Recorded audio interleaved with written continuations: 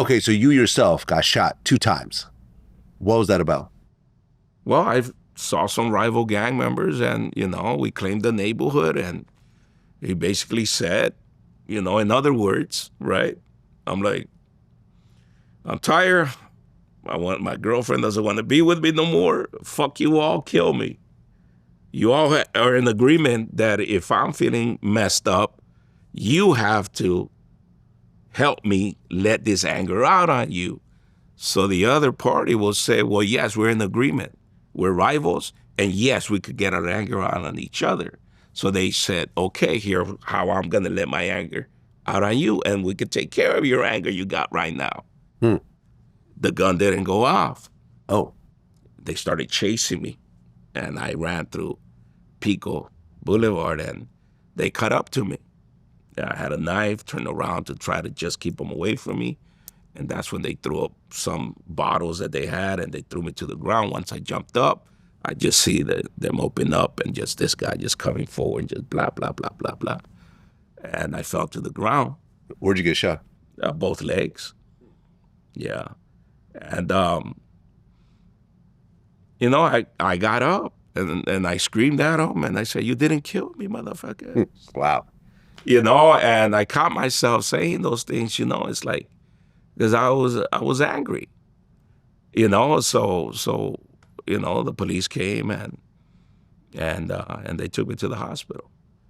Okay. And well, in a shooting, the police will say who shot you. But because you're MS-13, you can't cooperate. I didn't know who shot me. But you weren't trying to look at a lineup or cooperate or anything. No, man. In the gang world, man, we know what we get into, and we have this silent agreement, man. Yeah. That I just explained. The silent agreement that we could fight each other. We have the same characteristics. We hate ourselves, and we let out our anger out on each other. It doesn't take much, and there's an agreement that we don't involve nobody else. No police officers, none of that, in this world that we live in. So no, I did not let them know who it was.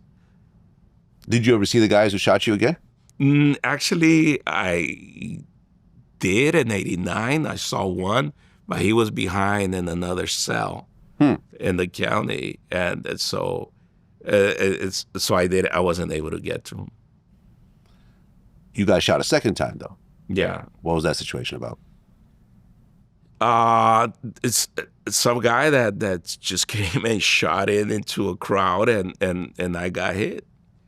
And I fell back. I thought that I had 2 bullets in my stomach, and I thought that this was another bullet as well. And I fell back, and they took off, and then some of my friends grabbed me, and they put me in a car, and they were taking me to the hospital. And I thought I was a gunner, but I'm also thinking, well, I got hit twice in the stomach, and I didn't fall.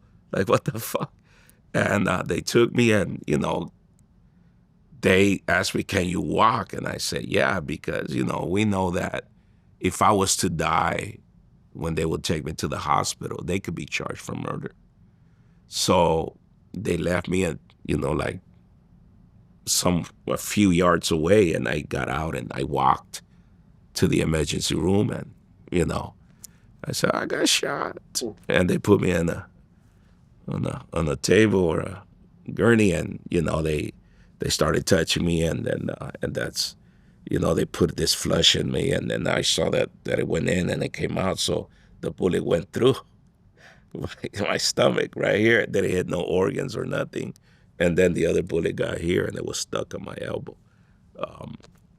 So, but that was part of the game, man. Well, in 1992, you pled guilty to gun possession. Yes. And you got sent back to prison again. Right. Now, the next year, there was a truce that was called amongst all the Latino gangs. Mm-hmm. So that included you guys as well. Right. So was the truce in prison or on the street? It was basically everywhere. It was about, stopping the drive-by shootings, that was a mandate. It was like, man, we gotta stop this drive-by. Man, too many innocent people were dying.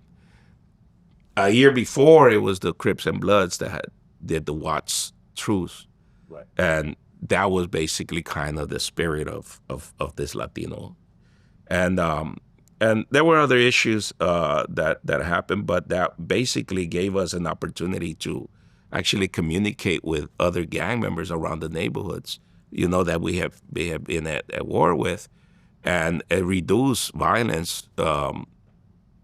And it's never been as high if it was in '92. Again, first time that LAPD or politicians could not take credit for reducing violence.